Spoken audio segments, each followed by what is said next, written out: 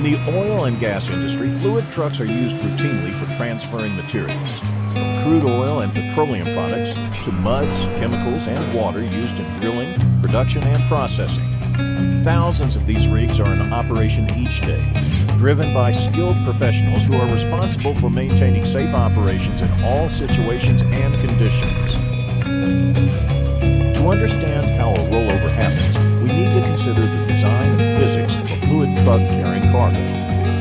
From an engineering standpoint, the typical fluid truck is potentially hazardous due to a high center of gravity. The center of gravity is the point at which an object such as a fluid truck is balanced in all directions. A high center of gravity can make an object less stable and more likely to tip over. This means that a fluid truck will overturn more easily than will a vehicle centered closer to the ground, such as a passenger